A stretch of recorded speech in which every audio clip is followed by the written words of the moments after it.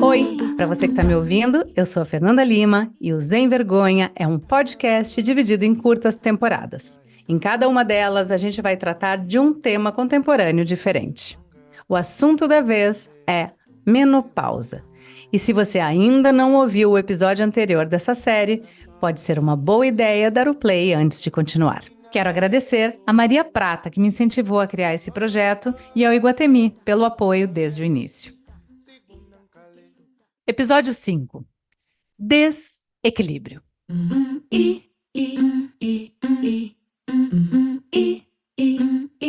Nos episódios passados, eu conversei com várias especialistas sobre os sintomas físicos e emocionais da menopausa. Foi bem importante destrinchar e entender algumas das coisas que eu venho sentindo nessa fase e que variam de pessoa para pessoa. Eu percebi que é importante também avaliar o que é causado pela menopausa e o que é agravado pelo meu comportamento, ou melhor, pelo meu mau comportamento. Primeiro, a gente tem que se perguntar: quem é essa mulher que chega na menopausa hoje? Certeza que é alguém que está equilibrando vários pratinhos: carreira, relacionamento ou o fim dele, maternidade, culpas, cobranças, pressões, comparações. É alguém que faz parte de uma geração sanduíche, que cuida dos filhos e cuida também dos pais, que já têm idade avançada. Alguém que gosta e precisa trabalhar, fazer seu corre, ter seu dinheiro e sua autonomia. É uma mulher que provavelmente anda estressada, desgastada e irritada. Agora me diz, como essa mulher vai chegar em casa e ainda ter vontade de transar? Não vai, né? Você vai me desculpar. Com todo esse contexto, tem como limpar a barra da menopausa ou ela é realmente a causa da nossa estafa física, emocional e mental? Foi o que eu perguntei para a médica e ginecologista Alana Faria. Você me falou uma coisa quando a gente se falou a primeira vez que ficou muito na minha cabeça, que eu queria que você repetisse aqui para todas as mulheres ouvirem. É importante dar a menopausa o que é da menopausa. Uhum. Explique essa frase, por favor. É, porque fica tudo meio misturado, né? O que que é da menopausa? O que que é da minha sobrecarga mental de trabalho? O que que é da menopausa? O que que é do meu relacionamento de 10, 15 anos? O que que é da menopausa? E o que é da minha, sei, frustração com o meu trabalho, com o meu desejo demais, da minha angústia, né? Isso é difícil porque a gente não está falando de uma doença, a gente está falando de uma fase da vida, e essa fase da vida vai vir com todas as transformações que vem nessa idade, né? Eu tenho muitas pacientes, eu gosto de pensar nessa história do espelho da menopausa com a adolescência, sabe? Isso fica muito claro quando você tem pacientes que têm filhas passando pela adolescência, entrando na menarca, e elas se olham como espelho. Elas só têm dificuldade, às vezes, de entender que é isso que está rolando. Quer dizer, duas pessoas que não se entendem direito no seu próprio corpo. Nossa, esse Uau. corpo mudando, né? O corpo, o peito crescendo da adolescente, da jovem, e o peito já perdendo aquele, né, aquele tônus, Sim. esse desencontro, a vagina que fica mais ressecada, né? As explosões de raiva, de angústia, das coisas não elaboradas, né? Esse não caber em si, né? Que explode, sabe? O sono excessivo da adolescente que só quer dormir e a insônia de quem, né, perde o sono, às vezes por uma onda de calor, às vezes porque tem coisa demais pensando, e às vezes porque, sei, talvez a medicina tradicional chinesa e o Ayurveda consigam explicar um pouco melhor essa insônia, né? Que em outros padrões, né? Por alterações de yin yang, por questões de densidade, né? Os indianos falam que as mulheres na menopausa precisam ser mergulhadas em óleo, Hum, porque há uma perda de densidade óssea, a pele secura. resseca, a cabeça fica mais leve, né? A névoa mental. Olha as palavras que a gente usa, né? Elas falam disso, de Hum, ar, né? hum. É, então, É para dar como que a gente peso, né? Para separa não o ter. joio do trigo? A gente separa o joio do trigo falando com cada pessoa. Por isso que as cartilhas E essa tendência da gente na nossa sociedade atual de generalizar tudo e dizer todo mundo precisa de hormônio, ninguém precisa de hormônio. Não são verdades. Porque cada pessoa vai ter uma vivência da menopausa, como cada pessoa tem uma vivência da própria vida, entende? Né? A gente melhora a névoa mental garantindo sono, organizando tarefa, planner. Eu faço isso, agora tenho impresso no consultório e ajuda assim, não, peraí, vamos separar, porque não dá para ir no mercado pensando que tem que comprar um presente para o aniversário da filha, que tem que trocar o pneu do carro. Vamos colocar cada coisa no seu lugar e aí dividir tarefa, quem é a parceria, como é que a gente divide as coisas, costuma melhorar. Você está E é falando transitório. Você está falando que os nossos hábitos também precisam ser revistos, né? Porque é Precisam muita muito. informação, tudo ao mesmo tempo, uma carga mental enorme, e que com menopausa e sem menopausa é muito difícil lidar, né? E entrando na menopausa, que a gente fica mais suscetível, é pior ainda. É Então, acho que pior. talvez, desde que você me falou isso, eu realmente passei um scanner assim na minha vida e eu entendi que eu estava com vários maus hábitos, principalmente relativos ao final do dia, onde eu deveria estar acalmando a minha cabeça, e era a hora que eu ficava mais estressada e com mais luz e com mais tela e tentando resolver o dia de amanhã. Então isso não é que eu estou dormindo perfeitamente, mas isso já melhorou muito, porque eu resolvi organizar primeiro essa parte, porque eu acho assim, a sensação que eu tenho é que um sono perdido, né? Uma insônia não dormir é uma tortura, né? Assim, você acorda derrubada, tudo fica ruim, né? Vai escalonando, né? Então, eu acho que isso é O muito sono é um dos interessante. grandes pilares, Fernanda. E na menopausa, ele tá. Se a gente for olhar esse. Eu bordo, né? E aí, às vezes, eu olho para aquele resto de várias linhas, assim, e eu. Puxa vida, agora vai ser a hora que eu vou ter que separar isso tudo. Pois é, chegou a minha hora de separar isso tudo.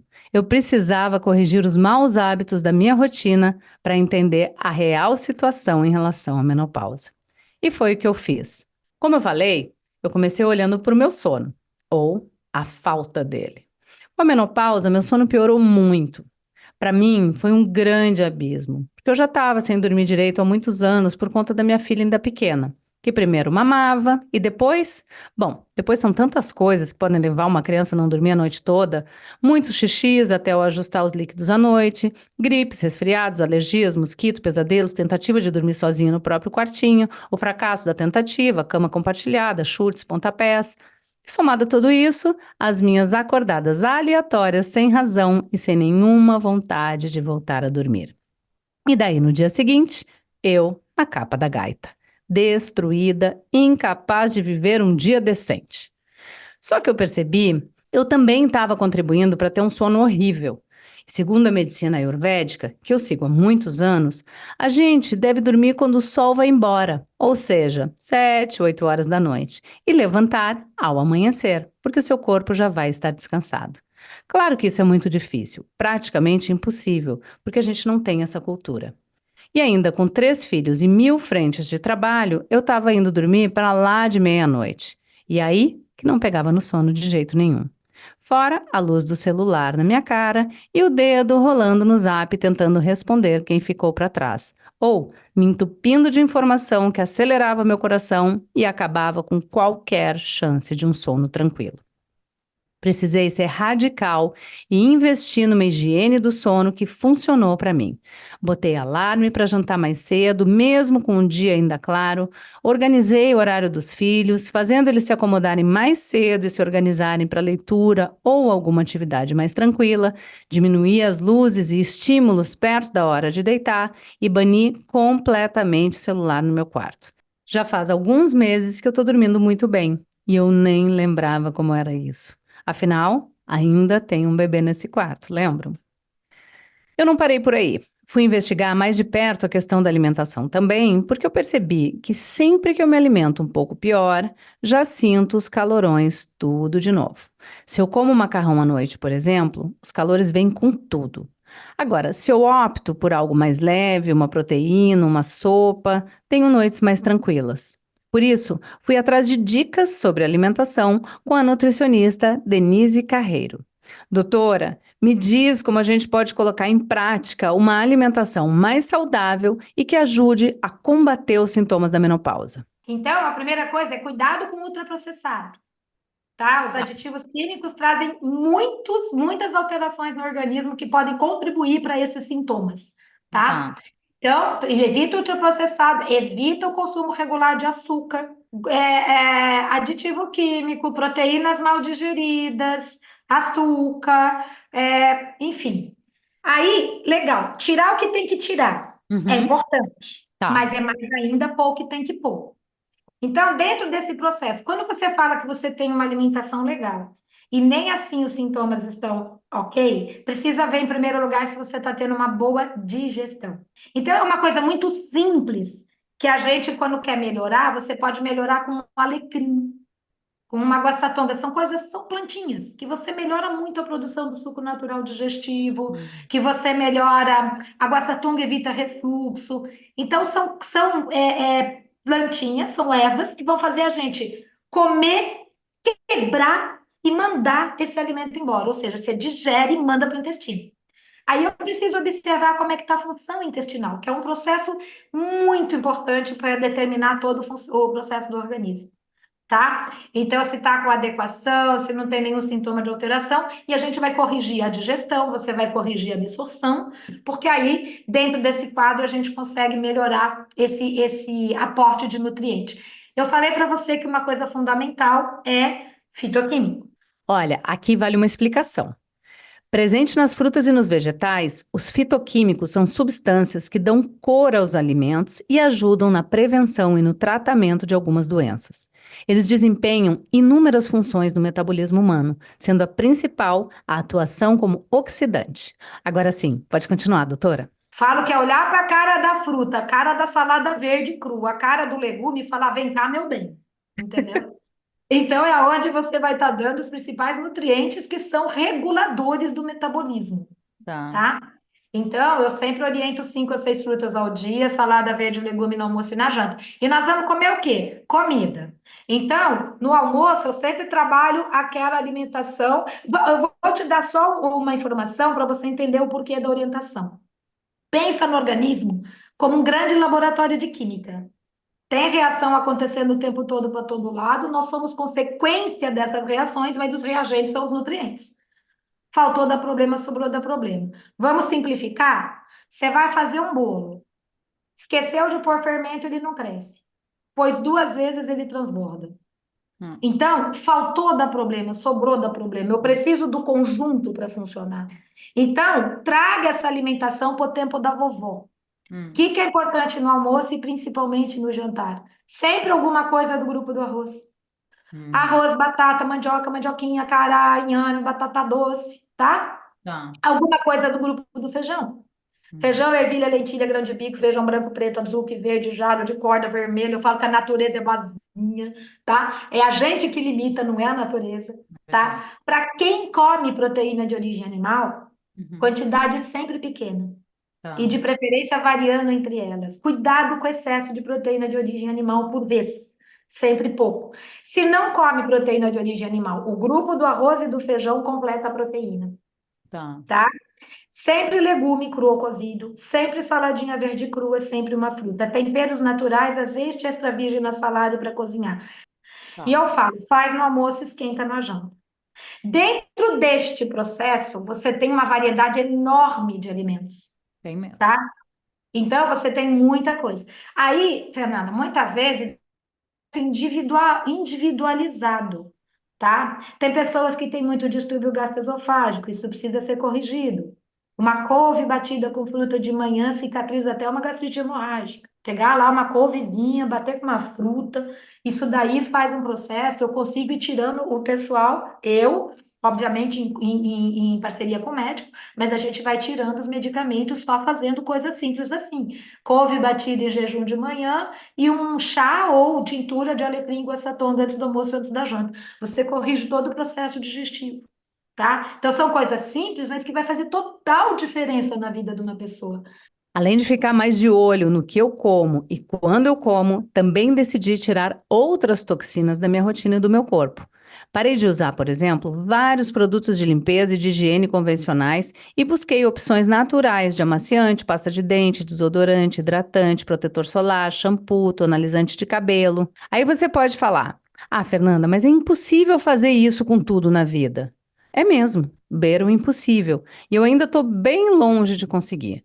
Mas uma vez que a gente tem a informação, a gente pode decidir como e o que consegue fazer e como se adaptar. Por exemplo, fiquei mais de um ano sem usar esmalte, o que era algo impensável para mim. No momento, estou sem pintar o cabelo, mas sei que eventualmente eu vou querer fazer um reflexo. O importante é refletir sobre tudo isso e agir. E uma das mudanças que sinto que fez mais diferença para a melhora dos meus sintomas na menopausa foi o esporte. Eu sou da yoga e a yoga sempre me bastou, mas eu recebi uma informação que mudou tudo: a necessidade da musculação, que eu sempre detestei. Quem me contou mais sobre os benefícios do exercício e a importância de trabalhar a musculatura foi a nutricionista Márcia Toledo. Diga lá, doutora. É igual você tem que aprender a meditar, você tem que aprender a lidar com o teu corpo nessa situação que ele está passando. E eu acho que, junto com isso, também eu sei que, com o tempo, vai haver uma adaptação do corpo a essa queda hormonal. Então, o outro lado da moeda de lidar com isso é você tem que facilitar ao máximo para o seu corpo essa adaptação. Então, como fazer isso? Como melhorar essa adaptação? Como fazer o teu corpo mais facilmente passar por esse processo e mais facilmente conseguir não só produzir o estrogênio de uma maneira outra que não através dos ovários, que não vão mais produzir, e também produzir uma diminuição de inflamação, uma diminuição de estresse, uma diminuição de uma série de coisas que atrapalham e que fazem os sintomas serem muito piores, né? Então, Como? aí entram as outras coisas. Então, o ponto eu acho que é exercício físico. É uma coisa que tem que ser diária, é uma coisa que tem que ter um foco específico para mulheres com essa idade e nessa fase. Então, o exercício físico, para quem já está habituado e acostumado a fazer e faz um exercício intenso, tudo bem, faz parte já da rotina da pessoa. Para a mulher que não está habituada, não está acostumada, não comece a fazer o exercício de uma maneira que te leva à exaustão. É importante fazer diariamente, e se você vai fazer diariamente e você ainda não faz, você tem que começar a fazer de uma maneira leve, devagar. É importante que desde o início escolher o exercício que seja algo que você também goste de fazer. Não vai fazer uma modalidade que você não gosta, não vai fazer uma coisa que você não tenha vontade de ir. Escolher fazer pouquinho. Não posso, não tenho tempo, isso aqui. Todo mundo tem 10 minutos, 15 minutos para fazer um treco qualquer em casa. O importante é fazer todo santo dia. E o importante é fazer alguma coisa que seja um exercício de força, um exercício que mexa com a musculatura. Tem que ter a parte aeróbica? Tem. Mas a parte aeróbica não precisa também ser de exaustão. Você pode caminhar, você pode fazer uma esteira, você pode andar de bicicleta, você pode só andar na rua, enfim. Mas é importante ter a rotina diária de algum exercício que envolva musculação. Por quê? Porque o estímulo no músculo é um estímulo que gera para o sistema nervoso central uma cadeia de eventos que vai ser muito importante na tua estruturação do teu sistema nervoso adaptado a essa nova situação hormonal. Então, não é só o músculo para ajudar na parte de ajudar, por exemplo, com a osteoporose, porque você vai ter músculos mais fortes, você vai ter. Não é só isso, é importante para o sistema nervoso, faz parte de uma cadeia mais ampla o exercício.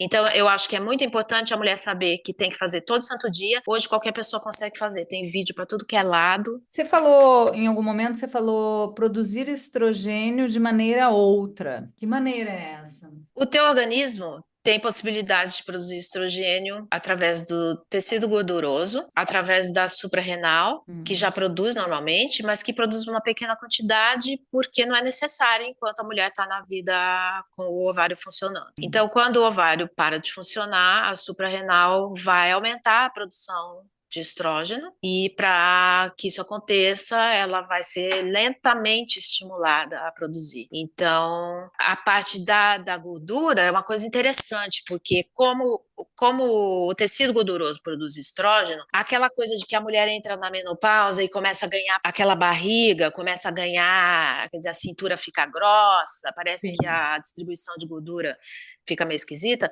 tem um pouco a Parece ver... não, né? Parece não, fica.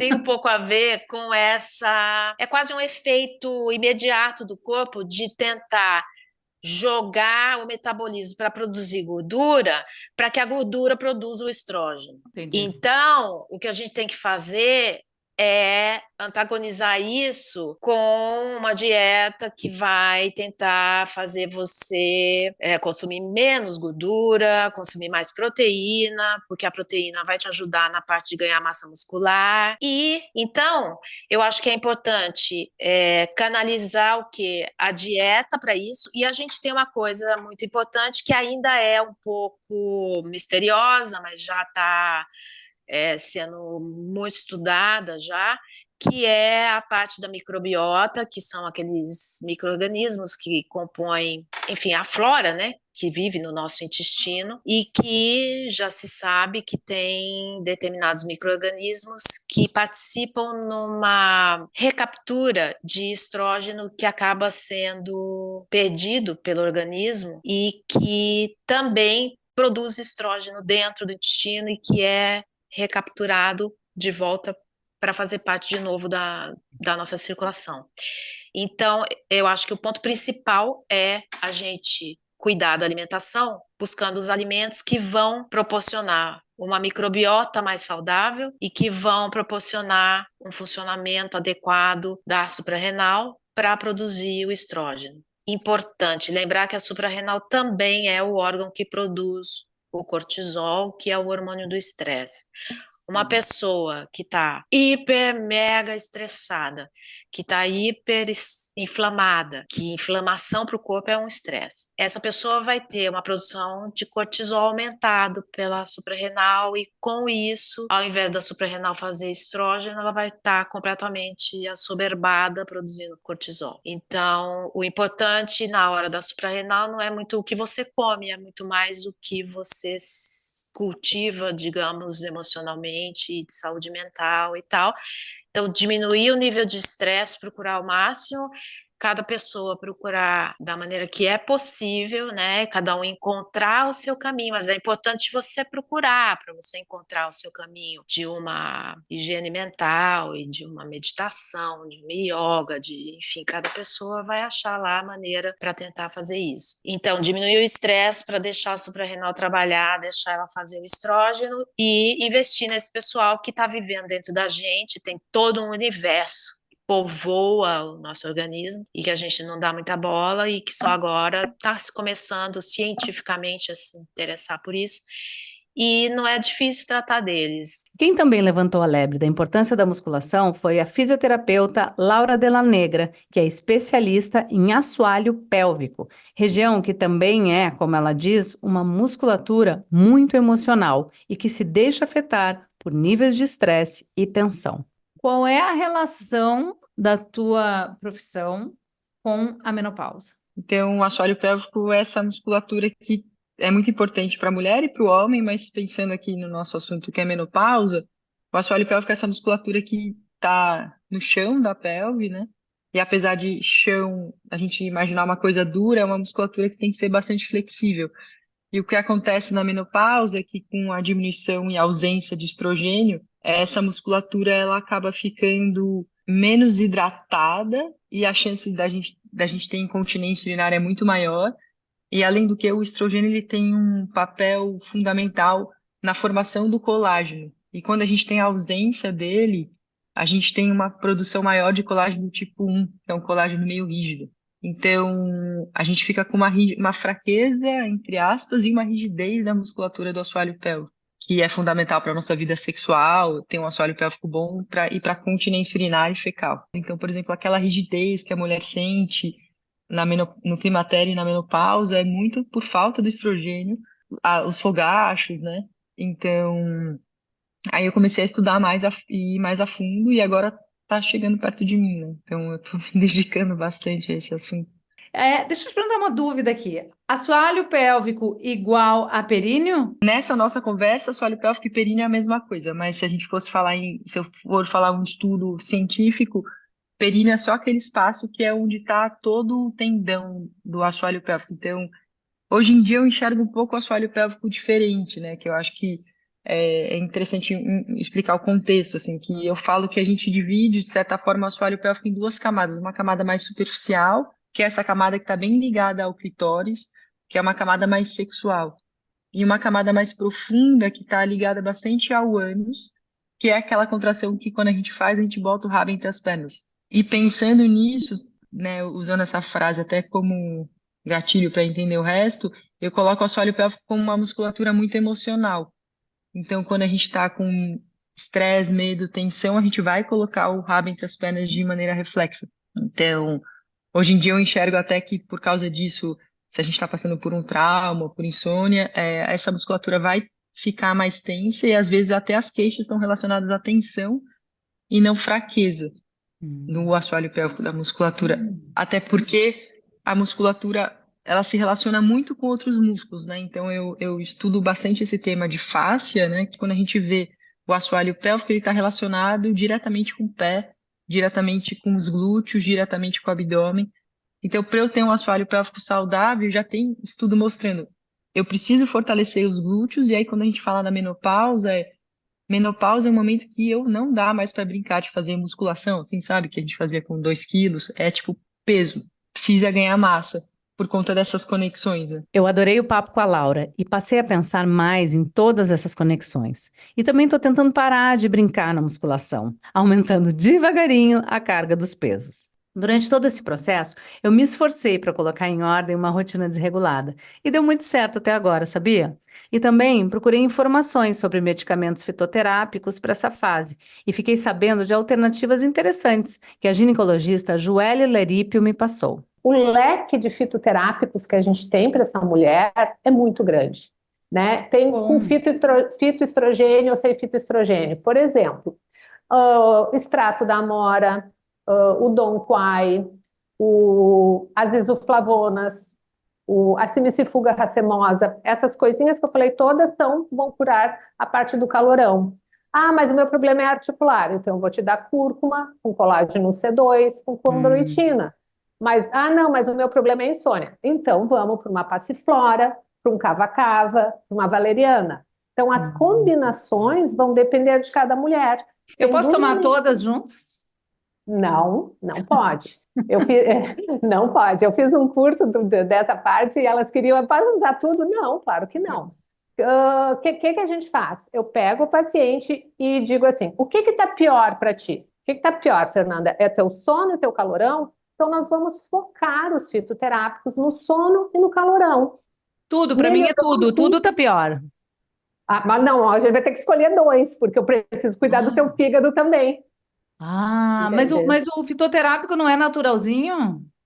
O fitoterápico, ele tem mais peso para o metabolismo hepático do que o bioidêntico. Ai, gente. Porque o bioidêntico é idêntico. Nosso corpo nasceu para metabolizar estradiol e progesterona. Ele não nasceu para metabolizar simicifuga, ele não nasceu para metabolizar isoflavona. Puxa, doutora, eu achei Então, que é muito mais. eu achei que você ia chegar hoje para aliviar e você chegou chegando, né? Porque agora eu estou conhecendo coisas novas ainda hoje. Eu entendi. Que bom, que possa acrescentar bastante para essas mulheres que estão nos escutando. Para todas as mulheres que estão nos escutando e para mim também.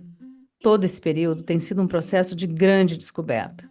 Procurar alternativas mais naturais pode ser um primeiro passo, mas não é o único. Tem gente que não consegue, não se dá bem e padece com todos os sintomas. No próximo episódio, a gente vai conversar sobre a palavra de ordem quando o assunto é menopausa: reposição. E descobrir que a própria palavra reposição está em xeque também. A terapia hormonal da menopausa funciona para todos os casos? Tem contraindicação?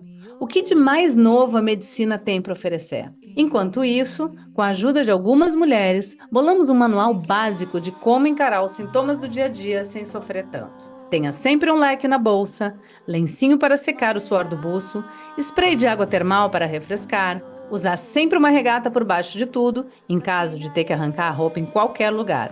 Optar por casacos, camisas ou kimonos, porque eles têm a opção de abrir. E tome muita água. O que você sente falta nesse manual? E sem vergonha.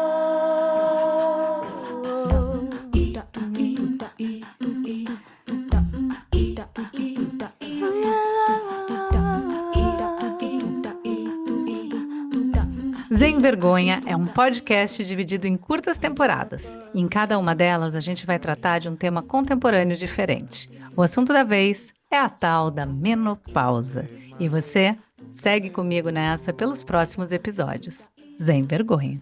Até lá. Ficha técnica. Criação, Fernanda Lima. Roteiro, Fernanda Lima e Bruna Bopp. Coordenação, Mel Mesquita. Assistência, Meire Beck.